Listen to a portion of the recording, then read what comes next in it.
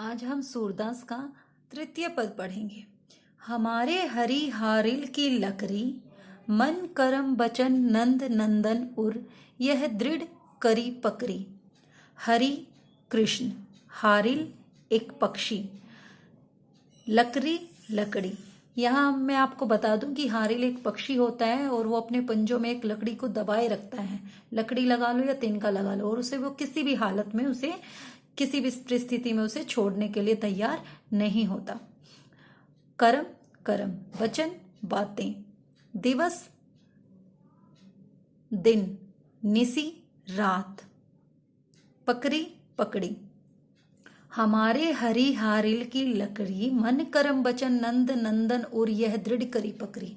जब उद्धव गोपियों से योग संदेश देने आते हैं तो गोपियां उद्धव से कहती हैं कि हमारे कृष्ण तो हमारे लिए हारिल पक्षी की लकड़ी की तरह है। जिस तरह हारिल पक्षी अपने पंजों में लकड़ी या तिनके को दबा लेता है और किसी भी स्थिति में उसे छोड़ने के लिए तैयार नहीं होता, उसी प्रकार हमने भी अपने कर्म, वचन और हृदय से यह दृढ़ करी पकड़ी, दृढ़ निश्चय के साथ कृष्ण को पकड़ लिया है। जागत सोवत स्वपन दिवस निसी, कान्हे कान्हे जगरी जकरी।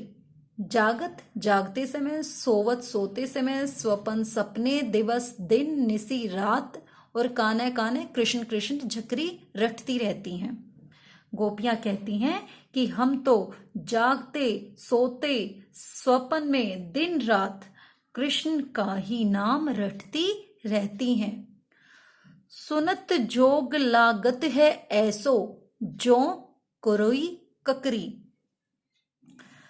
अब गोपियां उद्धव से कहती हैं कि तुम्हारे योग की बातें सुनकर ऐसा लगता है जैसे हमने कड़वी ककड़ी मुंह में रख ली हो। करोई ककड़ी का मतलब है कड़वी ककड़ी, कि तुम्हारे योग की बातें सुनकर तो हमें ऐसा लगता है कि जैसे हमने कड़वी ककड़ी मुंह में रख ली हो। अर्थात गोपियों के लिए योग संदेश कड़वी ककड़ी के समान बेकार है, जिसमें कोई रस नहीं है। सूतो बयादी हमको ले आए, देखी सुनी ने करी। सु वह, बयादी रोग या बीमारी, देखी सुनी ने करी, करी का अर्थ है भोगना। कि अब गोपियां उद्धव से कहती हैं कि तुम तो हमारे लिए योग रूपी ऐसी बीमारी लेकर आए हो जिसके बारे में हमने न देखा न सुना और न ही उसे भोगा है। यह तो सूर तिनहि ले सोपो, जिनके मन चक्री। अब गोपियां कहती हैं उद्धव से कि यह तो, यानी इस योग संदेश को तो उनको सौंपो जिनके मन चंचल हैं। चक्री अर्थात चंचल हैं, एक जगह स्थिर नहीं है। हमने तो अपने मन को कृष्ण में स्थिर कर लिया है, अब उसे कोई भी योग संदेश अस्थिर या डिगा नहीं सकता। अब इस पद पर आधारित प्रश्न, गोपियां अपने हरि को हारिल की लकड़ी क्यों कहती हैं?